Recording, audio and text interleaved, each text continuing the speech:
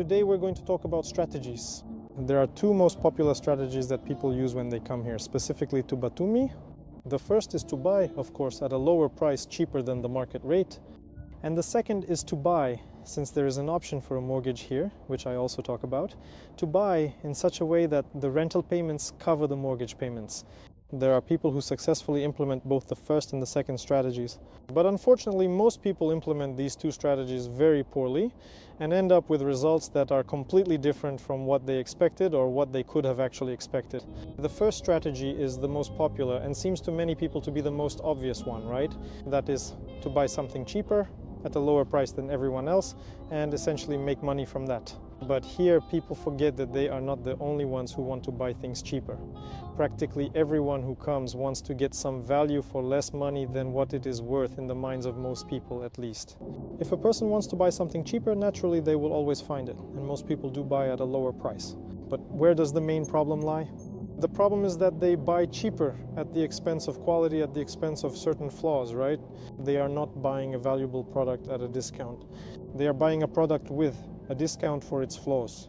And then when they start to sell it, it turns out that other people also don't want to pay more, right? They too basically are only willing to buy it at the same discount for the same flaws. But this isn't a question about making money or about investments. It becomes a question of investment precisely when you buy a great item below its market value, for example, because someone needs to sell urgently, or, well, there can actually be many situations, and I don't intend to list them all right now. The most important thing to understand here is that if you really are getting a product for less than it's worth, then as a rule, you'll have difficulties actually buying it, right? That is, such properties, such apartments, don't stay on the market for more than 3, 4, or 5 days, right? Because more often in practice, I can even say they just get snapped up by insiders, right? That is, realtors or certain specialists who deal with urgent purchases already have a circle of people who quickly take these apartments. If you're a newcomer to the market, essentially, you don't have access to these apartments. You can look at some general resources. Yes, you can monitor something else, but there you'll find exactly that first type of apartment we talked about earlier. These are apartments that cost less than the market price because of their shortcomings. And again, that's not what you need.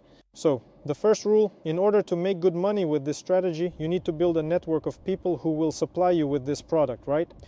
You can build a circle of realtors, motivating them by offering to pay them a commission if they find a really great property.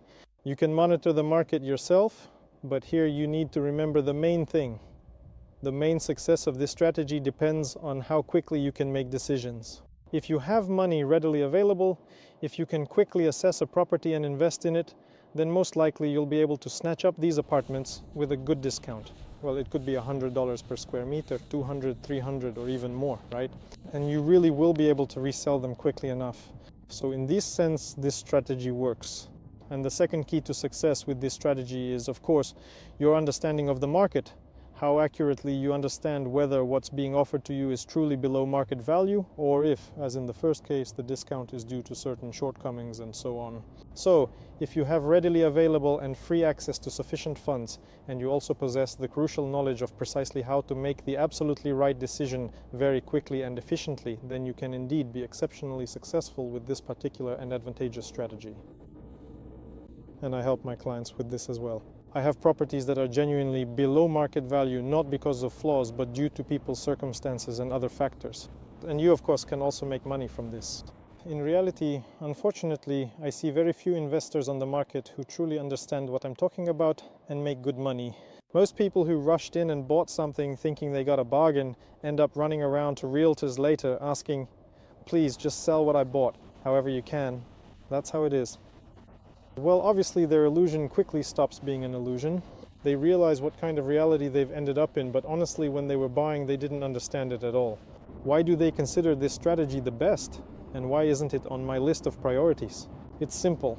It may be profitable, but you'll always have to put in a significant amount of effort. In other words, this strategy requires your personal time, involvement, and other commitments. For example, you need to find those very specialists, right? That takes time. Who will recommend these properties to you? You need to spend your time making decisions about these properties, right? Most likely you'll be making decisions on your own, while also involving some specialists who will come and inspect the properties if you're not there in person, and so on and so forth. You need to make the purchase, right? Whether you're buying with cash or taking out a mortgage, that's also time consuming. Negotiations, preparing the deal. You'll either spend your own time on this, or again, you'll have to look for someone from outside to help. And most importantly, of course, you'll need to sell it afterwards. Yes, that will also require, first of all, your time investment.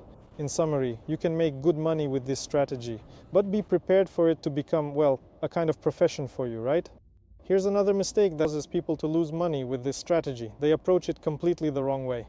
They think, I'll just quickly find something, buy it below market value, and just as quickly sell it, right? But no, that's not how it works, guys.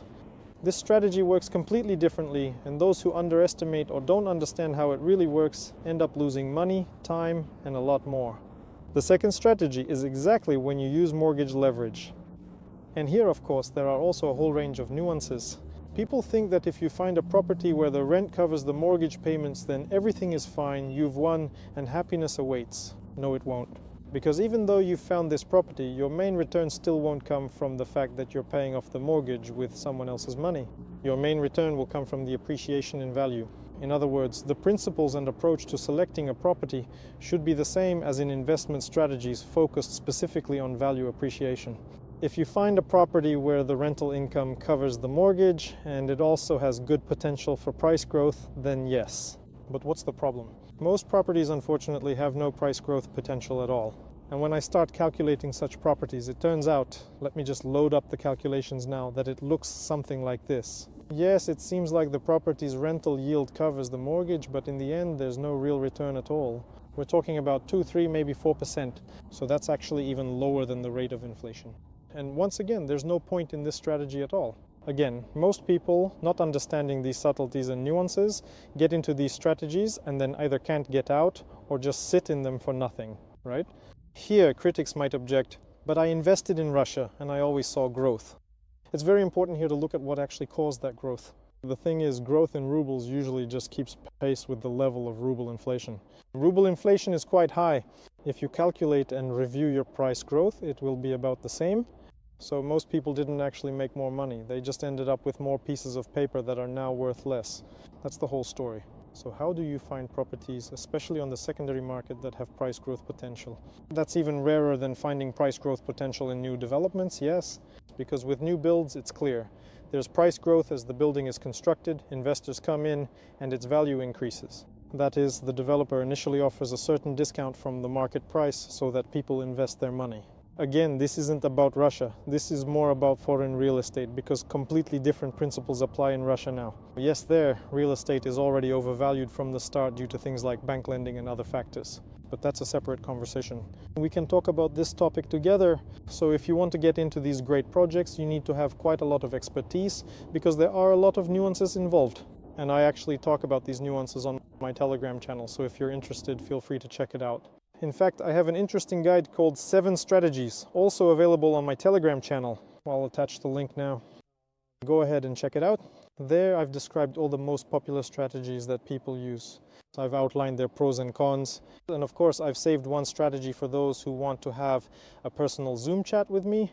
For them, I explain this strategy in full detail. It's interesting and it's more for experienced investors, for those who want to earn a lot and already understand real estate. But maybe some beginners will also find it interesting. So leave a request, join the Zoom call, and I'll be happy to chat with you.